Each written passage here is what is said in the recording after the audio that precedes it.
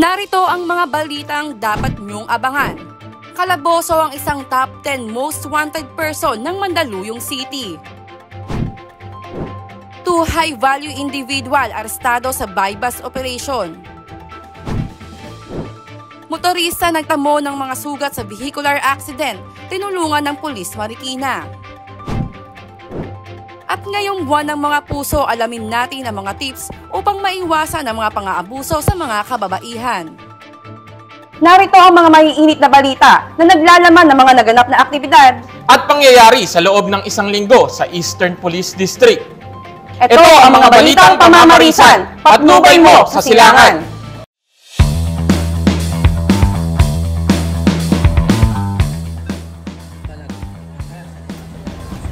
Bandang alauna ng madaling araw, noong nakaraang Biyernes, nadakip ang tinaguriang top 10 most wanted person ng Mandaluyong City sa isinagawang manhunt operation ng mga membro ng Mandaluyong City Police Station Warrant and Subpoena at Station Intelligence Section katuwang ang 2nd MFC, RMFB, and CRPO at EDIT NCR RIU. Kinilala ang suspect na si alias Belmar, 44 anyos, na wanted sa kasong pagkakasangkot sa iligal na droga at kasong paglabag sa Republic Act 10591 o Comprehensive Firearms and Ammunition Regulation Act. Noong nakaraang taon pa, inilabas ng korte ang warrant ng suspect. Sa halos 9 na buwan nitong pagtatago, ay nahanap at naaresto din siya ng mga otoridad. Hindi na nakapalagpa ang lalaki habang binabasa sa kanyang harapan ang warrant of arrest at maayos namang sumama sa mga otoridad upang harapin ang kanyang kaso. Kasalukuyang nasa kustodiya na ng Mandaluyong City Police Station ang naarestong suspect at hinihintay ang nakatakdang araw ng pagdinig ng kanyang kaso sa korte. Walang humpay ang ikinasang operasyon ng mga kapulisan para sa iba pang wanted targets at iba pang may atraso sa batas.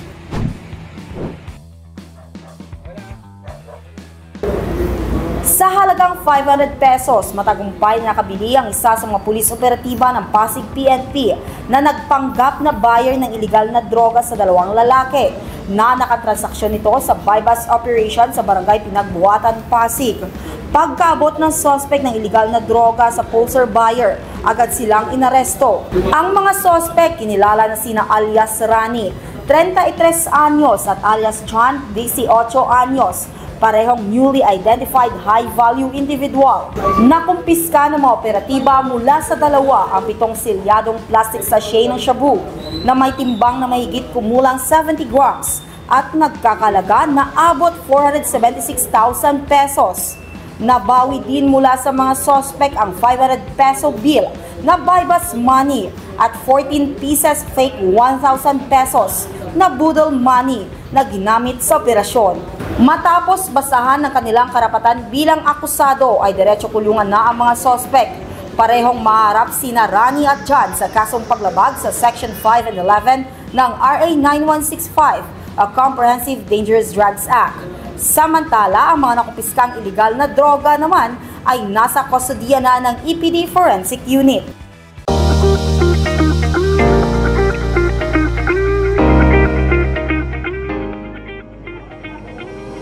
Isang rider naman ang natulungan at agad binigyan ng paunang lunas ng mga pulis Marikina matapos magtamo ng mga sugat at galos ang lalaki nang masangkot ito sa isang traffic accident sa kahabaan ng San Pisimo Street, corner Munding Avenue, Barangay San Roque, Marikina City. Saktong nagpapatrolya ang mga kapulisan sa lugar, kaya't agad din silang nakaresponde. Sa araw ding iyon ay maayos naman na nagkausap at nagkaareglohan ang rider at ang nakabanggaan nito. Sa araw-araw at kaliwat ka ng problema natin sa traffic, may mga ganito talagang hindi inaasahang insidente. Kaya't paalala po mula sa ating kapulisan sa mga riders, magdoble ingat po palagi sa pagmamaneho. Dapat nakakondisyon ang iyong motor o sasakyan bago ibiyahe. Magsuot ng helmet at safety gears. Huwag magmadali o mas mabuting agahan ang pagpasok sa trabaho at palaging sumunod sa mga traffic rules. Tandaan, unahin lagi ang kaligtasan.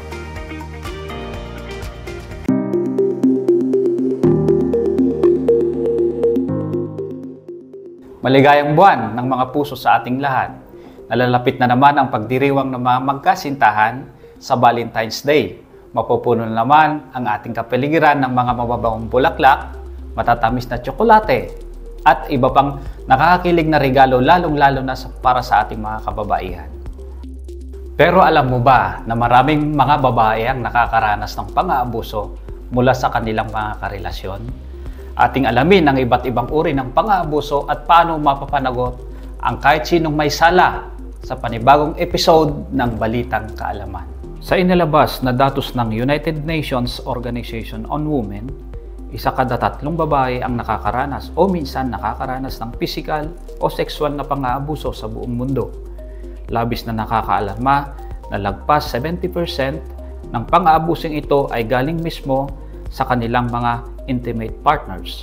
Ito ang dahilan para maipasa sa ating bansa ang Republic Act 9262 o Anti-Violence Against Women and Their Children Act of 2004. Ayon sa batas na ito, ang bawsi ay kahit na anong pang-aabuso ng kahit na sino, lalaki man o babae, laban sa kanyang asawa, kanyang dating asawa, sa isang babaeng na nagkaroon siya ng isang sexual o dating relationship, sa babae na mayroon siyang common child o sa kanyang anak sa nasabing babae, lehitimo man o hindi. Ano-ano naman ang mga pang-aabusong pinagbabawal ng RA 9262? Una, pisikal na pang-aabuso, katulad ng pisikal na pananakit sa kahit na anong paraan o gamit ng anumang bagay, kasangkapan.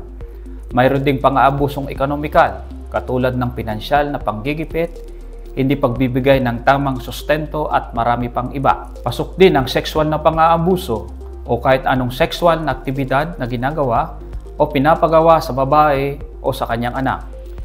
At pang-aabusong psikolohikal o ang kahit na anong ginagawa o hindi ginagawa na nakakapagdulot ng psikolohikal o emosyonal na paghihirap sa biktima. Maaring magsampa ng kaso sa korte ang biktima ng pang-aabuso o kaya naman ay ang kanyang mga kamag-anak o kahit na sinong makasaksi o may alam sa pang-aabuso tulad ng kapitbahay o katrabaho. Maaari namang mapatawan ng 1 buwan hanggang habang buhay na pagkakakulong at kahit na sino mang mapatunayan magkasala sa ilalim ng batas na ito.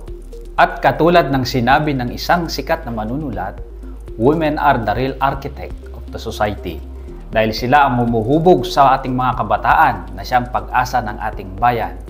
Atin silang protektahan sa kahit anong uri ng pang-aabuso.